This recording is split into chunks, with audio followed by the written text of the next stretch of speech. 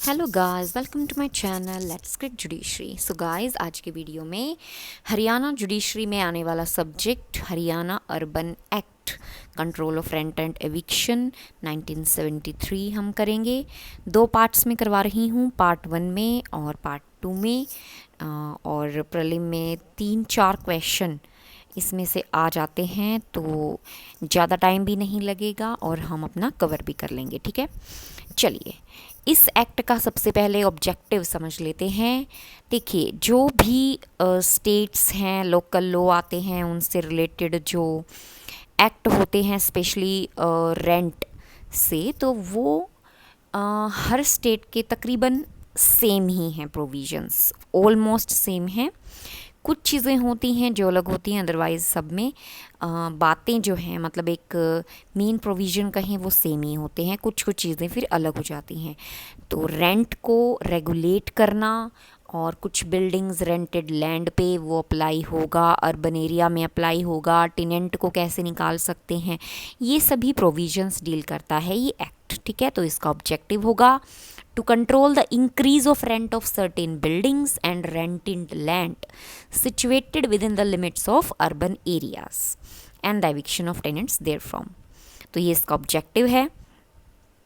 उसके बाद है सेक्शन फर्स्ट है शॉर्ट टाइटल एंड एक्सटेंट। तो इस एक्ट को कहेंगे हरियाणा अर्बन एक्ट 1973। और सेकंड में बात कहता है कि कहाँ कहाँ पे एक्सटेंड होगा। तो देखिए, ये एक्सटेंड होगा पूरे अर्बन एरिया में जो हरियाणा का है, लेकिन कैंटोनमेंट एरिया जो है वहाँ पे अप्लाई नहीं होगा।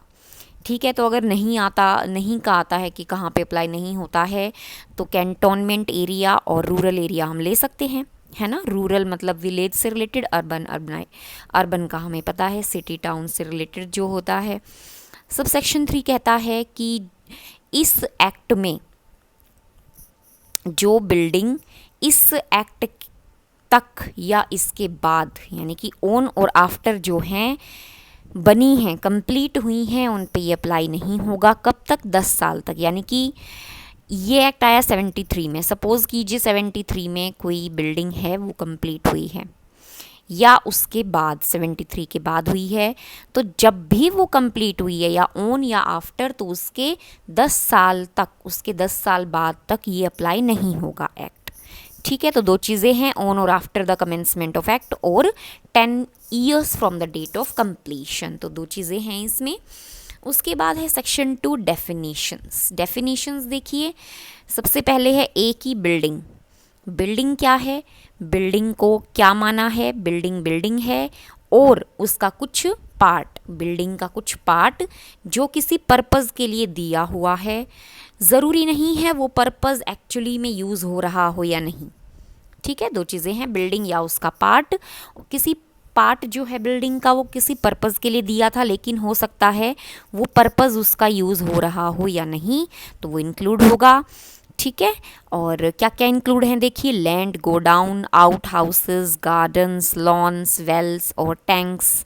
एपर्टिनेंट होता है रिलेटेड टू सच बिल्डिंग और द फर्नीचर लेट, यानी कि कोई फर्नीचर वगैरह है या कोई मशीनरी इंस्टॉल्ड है बिल्डिंग में, ये सब क्या आएंगे? बिल्डिंग में ही आएंगी। क्या इंक्लूड नहीं होता है, ये इम्पॉर्टेंट है। 3 चीज़ें हैं, होटल, हॉस्टल, बोर्डिंग हाउस। यहाँ के जो रूम होंगे वो इंक्लूड नहीं होंगे। Does not include a room in a hotel, hostel और बोर्डिंग हाउस। बी में है कंट्रोलर। स्टेट गवर्नमेंट जो इस एक्ट के फंक्शंस के लिए किसी पर्सन को अपॉइंट करती है, तो वो क्या होगा? कंट्रोलर। ठीक है, उसके बाद है सी, लैंडलॉर्ड। इम्पॉर्टेंट है, लैंडलॉर्ड कौन है? ऐसा पर्सन जो रेंट लेने के लिए इंटाइटल्ड है। किसका? बिल्डिंग या रेंटेड लैंड का। रेंटेड लैंड लिखा है, उसको एफ कर लीजिए 2 का, 2F में ये डिफाइंड है।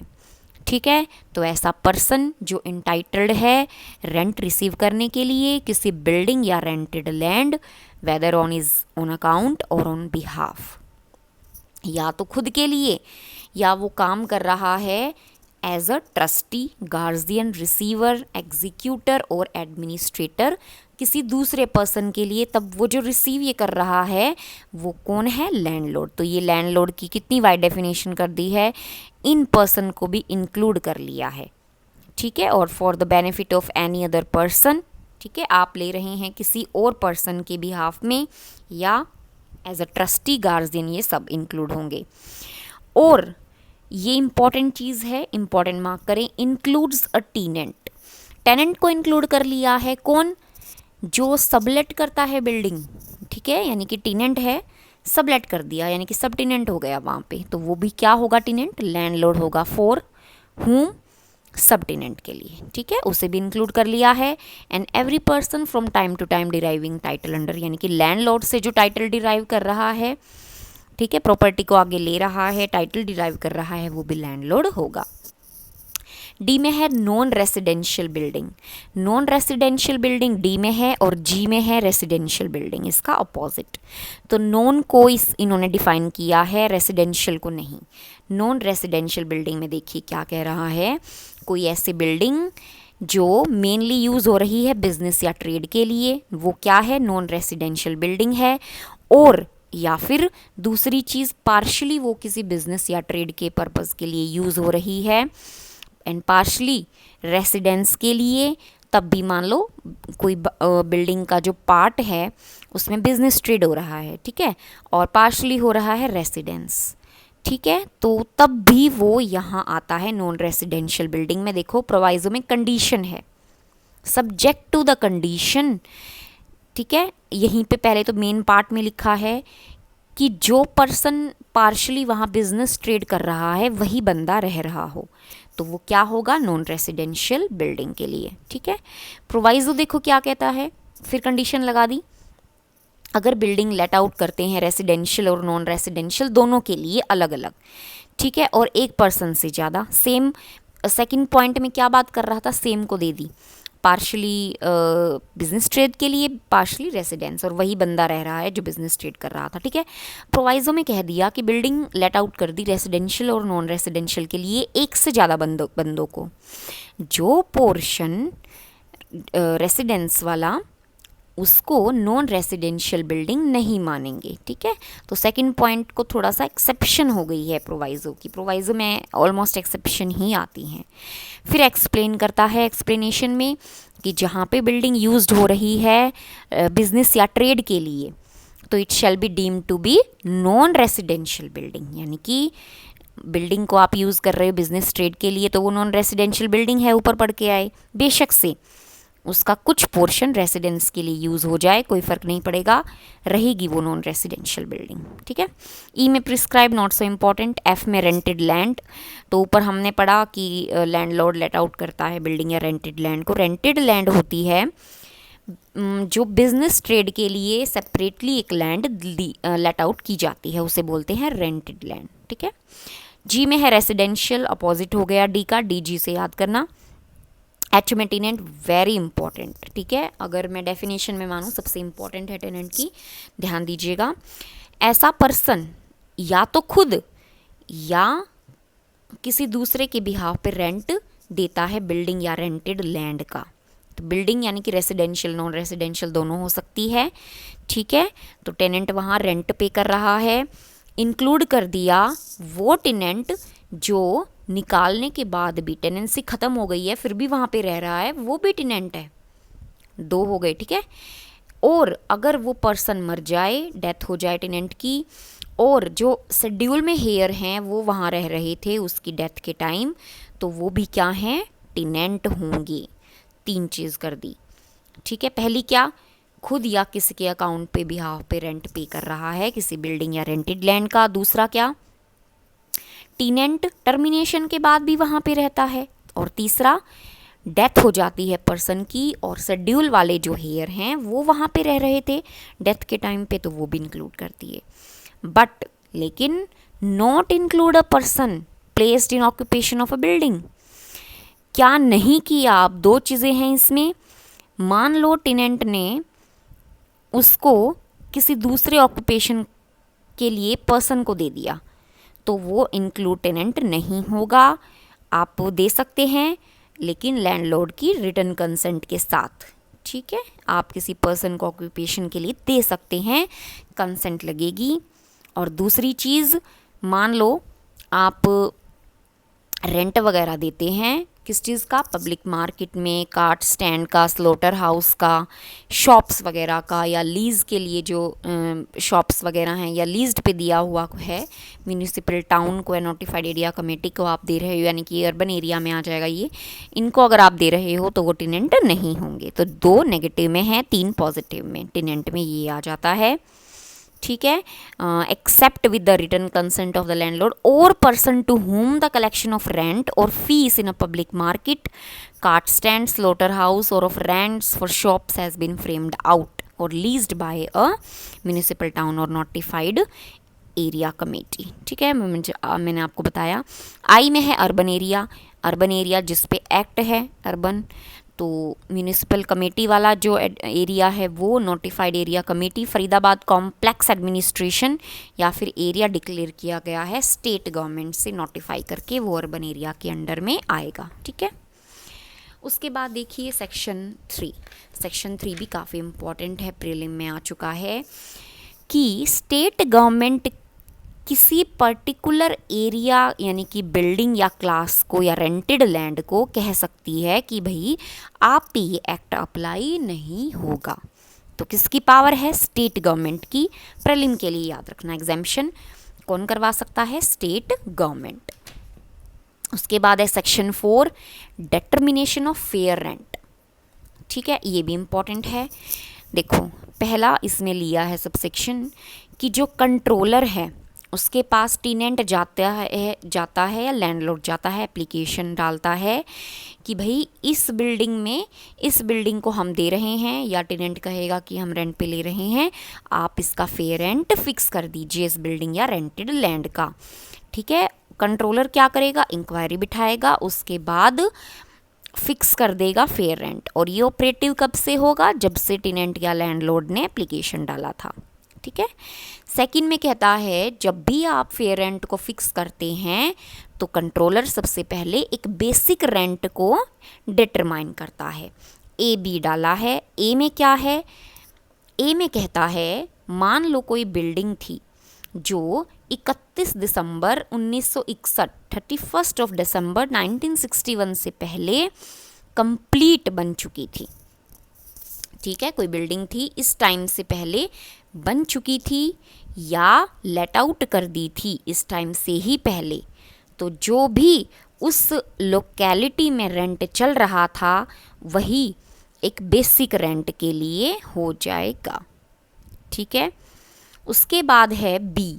बी में कहता है पोस्ट 19, ये था पहले बिल्डिंग 1961 से, अब कहता है मान लो कोई बिल्डिंग ध्यान देना ये 61 वाला कोई एक्ट से रिलेटेड नहीं है, एक्ट 1973 का है। ठीक है, 1961 के मान लो बाद में कोई बिल्डिंग बनी थी या लेट आउट की गई थी, तो वहाँ पे जो रेंट एग्रीमेंट हुआ था लैंडलॉर्ड या टेनेंट का बाद में, ठीक है, तो वहाँ पे जो बेसिक रेंट है वो पता करेंगे। अगर मान लो एग्रीमेंट नहीं हुआ था तो जो उस लोकेलिटी में चल रहा था उस टाइम पे एप्लीकेशन की डेट पे वो बेसिक रेंट माना जाएगा। मेनली ए और बी बेसिक रेंट निकालने के लिए है, इतना इम्पॉर्टेंट नहीं है। थर्ड देखो ये इम्पॉर्टेंट है, जब भी फेयर रेंट कंट्रोलर फिक्स करता है तो वो ऐसा नहीं है कि कितने भी हद तक इंक्रीज़ या डिक्रीज़ कर दे, केवल 25% तक वो इंक्रीज़ डिक्रीज़ कर सकता है। मान लो 100 रुपये का किराया है तो वो 75 और 125 तक ही इंक्रीज़ डिक्रीज़ कर सकता है। ये परसेंटेज पूछी हुई थी इसलिए मैंने आपको इम्पॉर्टेंट बताया है। ठीक है, उसके बाद है ये सेम वही चल रहा है थर्ड पॉइंट हमारा। फोर्थ में कहता है कि मान लो फेयर रेंट फिक्स किया गया था east Punjab urban rent restriction act 1949 के तहत, तब भी इस सेक्शन के तहत आपको फेयर रेंट फिक्स करवाना पड़ेगा। ठीक है, उसका कोई माना नहीं जाएगा फोर्थ में। फिफ्थ में फिर कहता है कि जो ये कॉम्प्रोमाइज़ होता है पार्टियों के बीच में रिगार्डिंग द फेयर रेंट, ये पर्सोनम में होता है, पर्सनल, यानी कि देखो मैंने लिखा हुआ है जजमेंट इन पर्सोनम मतलब बाइंड ऑन पार्टीज, यानी कि केवल पर्सोनम मतलब उन दोनों पार्टीज के बीच में ही बाइंड रहेगा और उनके हेयर्स के बीच में, ठीक है। फिफ्थ में है रिवीजन। एक अगर वर्ड से आप याद करेंगे सेक्शन 5 को तो revision in fair rent in certain cases. क्या कहता है देखो, when the fair rent of a building or rented land has been fixed. 4 में क्या था, फिक्स कर दिया फेयर रेंट, ये रेंट, ठीक है। उसके बाद कहता है 5 साल तक कोई इंक्रीज डिक्रीज फेयर रेंट में नहीं हो सकता। फिर लगा दी 2 एक्सेप्शन। आप इंक्रीज कर सकते हैं या तो उस बिल्डिंग पे लैंडलॉर्ड जो है उसके खर्चे पे कोई एडिशन, कोई इम्प्रूवमेंट, कोई ऑल्ट्रेशन हुआ है तो, ठीक है। फिर प्रोवाइडेड फर्दर कह दिया कि डिक्रीज भी कर सकते हैं अगर कोई एमिनिटीज़, मैंने आपको बताया सुविधा होती है, ठीक है। राजस्थान के एक्ट करवाए थे, मैंने आपको बताया था एमिनिटीज़ सुख सुविधाएं होती हैं, तो अगर वो मान लो लैंडलॉर्ड कुछ एमिनिटीज़ को माइनस कर देता है वहाँ पे, तो आप डिक्रीज़ भी करवा सकते हैं, ये अलाउ है। अदरवाइज़ 5 ईयर्स का टाइम पीरियड याद रखना, पीटी में पूछ सकते हैं, आप इंक्रीज डिक्रीज नहीं कर सकते। और कहता है सेकंड सबसेक्शन में कोई भी झगड़ा होता है लैंडलॉर्ड और टेनेंट के बीच में रिगार्डिंग, ऊपर क्या बात हो रही है, इंक्रीज डिक्रीज की, तो वो कौन डिसाइड करेगा, केवल कंट्रोलर। यहाँ पे अपॉइंटिंग अथॉरिटी ही वही है ना।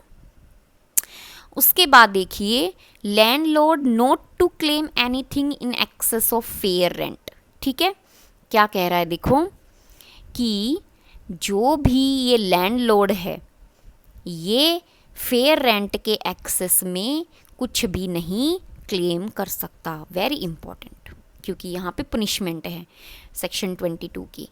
ये साइड में मैंने लिखा हुआ देखो क्या कहता है, कंट्रोलर ने फिक्स कर दिया कहाँ पे, 4 में होता है ये जो फिक्स होता है फेयर रेंट।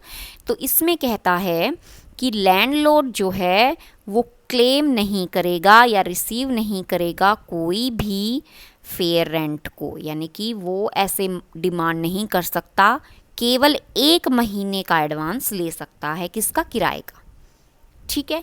यानी कि 1 महीने का किराया जो है लैंडलॉर्ड ले सकता है, उसके अलावा कुछ आप नहीं डिमांड कर सकते। और कोई एग्रीमेंट बनता है, ठीक है, कोई एग्रीमेंट बना लिया, किसने बना लिया, लैंडलॉर्ड और टेनेंट ने, कि भाई अब हम दोनों जो है ऐसे ऐसे रेंट वगैरह 2 का या 3-4 महीने का ऐसे इकट्ठा देना है, तो वो एग्रीमेंट नल और वॉइड होगा, ध्यान रखिएगा। इसकी पनिशमेंट यहीं पढ़ लीजिए, अगर ये आप करते हैं ना, 1 महीने से ज़्यादा आप एडवांस ले रहे हैं या कुछ और क्लेम कर रहे हैं, तो 2 साल की सज़ा हो सकती है लैंडलॉर्ड को, 22 के सेक्शन में लिखा हुआ है, ठीक है। उसके बाद देखो 6A है, 1978 में ऐड हुआ है, deposit of rent. Notwithstanding anything to the contrary contained in any other law for the time being in force. अगर मान लो लैंडलॉर्ड रिफ्यूज करता है कि भाई मैं रेंट नहीं लेता, ठीक है, टेनेंट से, तो टेनेंट किसको देगा, कंट्रोलर को। कंट्रोलर क्या करेगा, डिपॉजिट कर लेगा, किस लिए, अगर वो सेटिस्फाई होता है कि जो एप्लीकेशन है किसने, टेनेंट ने डाली है वो ठीक है, यानी कि वो मना कर रहा है वो गलत है, उसकी एप्लीकेशन ठीक है, तो वो डिपॉजिट रख लेगा। जब ऐसा डिपॉजिट रिसीव होगा तो माना जाएगा कि लैंडलॉर्ड को दिया जा चुका है, ठीक है। थर्ड में कहता है कंट्रोलर फिर क्या करेगा, डिपॉजिट लेने के बाद लैंडलॉर्ड को बोल देगा भाई अपना ये जो आपका है पैसे ये आ चुके हैं और अपना ये आप रेंट ले सकते हैं, ये मान लिया है कि आपने ले लिया है सेकंड में, ठीक है। सेक्शन 7 में कहता है rent which should not have been paid में बी रिकवर्ड, यानी कि रेंट जो देना नहीं चाहिए था वो आप कब तक रिकवर कर सकते हैं। मान लो टेनेंट ने गलती से दे दिया एक्स्ट्रा या कुछ महीनों का ज़्यादा दे दिया मान लो, या फिर ज़्यादा जितना रेंट था उससे फालतू दे दिया, तो आप 6 महीने के अंदर अंदर उसे रिकवर कर सकते हैं। Where any sum has whether before or after the act been paid which sum by reason of the provision of the act should not have been, यानी कि पे नहीं होना चाहिए था, तो अब जब आपने दिया आपको गलती रियलाइज़ हो गई, आप 6 महीने के अंदर अंदर उसको रिकवर करवा सकते हैं फ्रॉम द लैंडलॉर्ड या फिर उसके लीगल रिप्रेजेंटेटिव से। ठीक है, तो ये टाइम पीरियड यहाँ पे ध्यान रखना। लीगल रिप्रेजेंटेटिव कहाँ पढ़ के आए हैं? Section 2K11 of code of civil procedure code में। ठीक है, सीपीसी करवाते वक्त मैंने आपको बताया था सेक्शन 50 वहाँ का और 211 ये रिलेट करते हैं। फिर है section 8, increase of rent on account of payment of rates etcetera of local authority. यानी कि कुछ भी हो इस एक्ट में, a landlord shall be entitle to increase the rent. मान लो कोई उस एरिया में कुछ टैक्स लिया जा रहा है, ठीक है, तो लैंडलॉर्ड जो है इंक्रीज कर सकता है, ये कहता है फर्स्ट सबसेक्शन में। ठीक है, फिर कहता है provided that increase in rent, जो भी इंक्रीज हुआ है रेंट में वो एक्सीड नहीं करना चाहिए किसके? टैक्स से। जो टैक्स लिया जा रहा है उससे एक्सीड नहीं करना चाहिए। प्रोवाइडेड फर्दर कहता है कि जो भी इंक्रीज होगा रेंट में shall be payable by the tenant. Of course tenant ही देगा। कब से? From the date of dispatch of the written notice of the demand sent by the landlord. यानी कि लैंडलॉर्ड ने जब रिटन नोटिस दिया उसको टीनेंट को, तब से वो फिर जो बढ़ा हुआ रेंट है वो देगा। कौन? टीनेंट। सबसेक्शन 2 कहता है not with standing anything contained in any law for the time being in force, और एनी या कोई कॉन्ट्रैक्ट में या किसी लॉ में कहा है कोई भी landlord shall recover from his tenant the amount of any rate, cess or tax or any portion thereof in respect of any building or rented land occupied by such tenant by an increase on the amount of the rent payable or otherwise save as। कुछ नहीं है इस 8th section में, केवल ये बात ध्यान रखना कि टैक्स वगैरह उस अथॉरिटी में लग गया तो लैंडलॉर्ड जो है उस टैक्स से ज़्यादा अमाउंट नहीं ले सकता। किससे? टीनेंट से। प्रोवाइजो में बता दिया कैसे नोटिस वगैरह देगा। और सेकंड में कह दिया कि कोई और कॉन्ट्रैक्ट बेशक हुआ हो, कोई भी जो लैंडलॉर्ड है वो ज़्यादा रिकवर नहीं कर सकता उस टेनेंट से। ठीक है, तो जो बात फर्स्ट में कही है सिंपली उसको डिफाइन कर रहा है, इतनी इंपॉर्टेंट नहीं है। इंपॉर्टेंट बात जो थी इसमें मैंने टैक्स से रिलेटेड वो 8 में बता दी। 9 में है landlord to provide certain amenities. Amenities सुख सुविधाएं लैंडलॉर्ड को देनी होंगी। फर्स्ट सबसेक्शन में कहता है कि जो इलेक्ट्रिसिटी है, सीवरेज सिस्टम है, वाटर सप्लाई है, किसी लोकेलिटी में अगर स्टेट गवर्नमेंट या लोकल अथॉरिटी प्रोवाइड करती है तो लैंडलॉर्ड को वो देनी ही पड़ेंगी। और सेकंड में कुछ टाइम पीरियड की बात करता है। लैंडलॉर्ड को टेनेंट एक रिटन रिक्वेस्ट डालता है कि भाई मुझे एमिनिटीज़ प्रोवाइड की जाएं, तो 2 टाइम है, 30 डेज़ का है कि एग्री नहीं होता है राइटिंग में, और 90 डेज़ का है कि वो प्रोवाइड नहीं करवाता है। ठीक है, 2 चीज़ें हैं। If the landlord at the written request of the tenant fails to agree in writing to provide all और any of the amenities within a period of 30 days or fails to provide the same within a period of 90 days of such request, तो tenant किसको बोलेगा? Controller को बोलेगा। Authority है कि भैया ये इसने 30 डेज़ का कोई राइटिंग में ना एग्री किया और 90 डेज़ में तो मुझे प्रोवाइड भी नहीं करवाई, तो इसे ऐसे एमिनिटीज़ के लिए बोला जाए। ठीक है, तो ये कंट्रोलर के पास जाएगा। उसके बाद कंट्रोलर क्या करेगा? उसकी कॉस्ट पे, ठीक है, टेनेंट को जो रेंट है वो तो देना ही है, उसमें से डिडक्ट करवा देगा। ठीक है, सिंपली ये कहता है।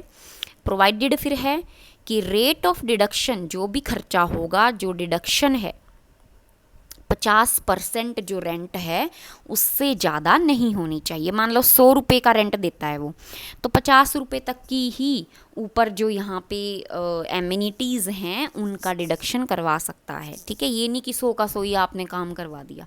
कितनी डिडक्शन है? 50। ये इंपॉर्टेंट है इस तरह की चीज़ें। फिर प्रोवाइडेड फर्दर है कंट्रोलर में रिजेक्ट द एप्लीकेशन। अब यहाँ पे रिजेक्शन है, एप्लीकेशन जो ऊपर टेनेंट ने डाली थी ना, तो उसको रिजेक्ट कर सकता है अगर वो सेटिस्फाई होता है कि ये ऑर्डर जो है वो हार्डशिप देगा किसको? लैंडलॉर्ड को, मतलब उसके बेनिफिट के लिए या फिर उसको खामखा तकलीफ देने के लिए, सिंपल। ठीक है, तो वो रिजेक्ट कर सकता है। फिर थर्ड में कहता है जो सर्कमस्टांसेस हैं केस के उसको ध्यान में रखते हुए कंट्रोलर जो है एमिनिटीज़ फिक्स करता है। फोर्थ में कहता है सबसेक्शन में जब भी एमिनिटी प्रोवाइड की जाएगी टीनेंट जो है इमीडिएटली डिटेल्स जो होंगी खर्चे की वो लैंडलॉर्ड को बताएगा। फिफ्थ में कहता है डिस्प्यूट हो जाता है regarding quantum of the amount spent for providing the amenity, तो खर्चा होता है रिगार्डिंग एक्सपेंस को लेके कि जो एमिनिटी है उस पर इतना खर्चा नहीं होना चाहिए था, कम, लैंडलॉर्ड तो कम ही बताएगा, तो वो डिसाइड कौन करेगा? कंट्रोलर। ये बात करता है फिफ्थ सबसेक्शन में। उसके बाद सिक्स्थ में बात करता है landlord shall be entitled to enhance the rent of the building, यानी कि जो एमिनिटीज़ अगर वो एक्स्ट्रा कुछ प्रोवाइड करता है तो 8% तक वो किराया बढ़ा सकता है। ठीक है, landlord shall be entitled to enhance the rent of the building और the rented land to the extent of 8% per annum of the amount spent for providing such amenity from the date of amenities provided. ये ठीक है, तो ये 8% याद रखना। Proviso कहता है where the tenant has initially incurred the expenses for providing such amenity, तो the enhancement of rent shall not be allowed till the amount, यानी कि क्या कह रहा है, मान लो टेनेंट ने खर्चा दिया था एमिनिटीज़ का, शुरू में था ना फर्स्ट सेकंड में, तो जो भी एनहेंसमेंट हुई है वो जो स्पेंट की गई है टेनेंट से वो पूरी नहीं हो जाती तब तक आप ये ऊपर 8% वाली बात नहीं होगी, बढ़ा नहीं सकते। सेक्शन 10 में है landlord not to interfere with amenities. First में है लैंडलॉर्ड जो है बिना कोई कारण कट ऑफ नहीं कर सकता किसी भी एमिनिटीज़ को जब टेनेंट जो एंजॉय कर रहा है। सेकंड में है टेनेंट जो है बिल्डिंग या रेंटेड लैंड में है अगर कंट्रावीन करता है तो टेनेंट क्या करेगा? कंट्रोलर को एप्लीकेशन डालेगा कि भाई ये जो है दखलंदाजी कर रहा है। थर्ड में है if the controller on inquiry, ठीक है, कंट्रोलर इंक्वायरी में उसे पता चलता है कि टीनेंट जो है इंजॉय कर रहा था एमिनिटीज़ को और वो काट दी गई हैं लैंडलॉर्ड के द्वारा, तो वो क्या करेगा? डायरेक्ट करेगा किसको? बोलेगा लैंडलॉर्ड को भाई इसकी जो भी सुख सुविधाएं हैं एमिनिटीज़ हैं उनको रिस्टोर करो, जो थी पहले वही करो। Provided that if the controller is satisfied from affidavit, यानी कि कंट्रोलर जो है वो सेटिस्फाई हो जाता है एफिडेविट या किसी और चीज़ से, तो अलाउ कर देगा टेनेंट को कि भैया जो भी एमिनिटीज़ थी उनको आपको रिस्टोर करवा दिया गया है। ठीक है, तो ये सिंपल इसी को आगे लेके जा रहा है प्रोवाइजो। सेक्शन 11 फिर इम्पॉर्टेंट है, पूछ लेते हैं रेसिडेंशियल को नॉन रेसिडेंशियल बिल्डिंग में किस में कन्वर्ट करेंगे? सेक्शन 11 में। ये ध्यान रखना, सेक्शन नंबर ध्यान रखना, और ये भी ध्यान रखना केवल कंट्रोलर की परमिशन से ऐसा हो सकता है। नेगेटिव में लिखा हुआ है नो पर्सन शैल कन्वर्ट, आप मैंने पॉजिटिव में बता दिया। लास्ट सेक्शन है हमारे पार्ट का, सेक्शन 12 कहता है failure by landlord to make necessary repairs. अब लैंडलॉर्ड कुछ नेसेसरी रिपेयर्स नहीं करवाता है।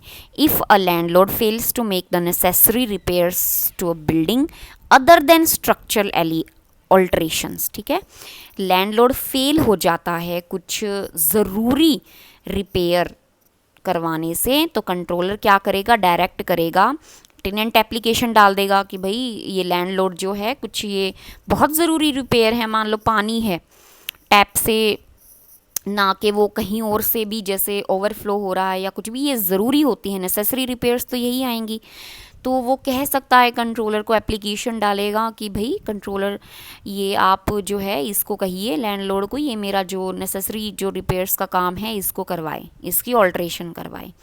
अब कंट्रोलर क्या करेगा? पहले इंक्वायरी बिठाएगा कि भाई ऐसा कुछ है भी या नहीं, और वो अगर ज़रूरी समझता है तो नेसेसरी रिपेयर्स करवाएगा। किससे? टेनेंट को कहेगा भाई ये खर्चा आप ही उठा लें।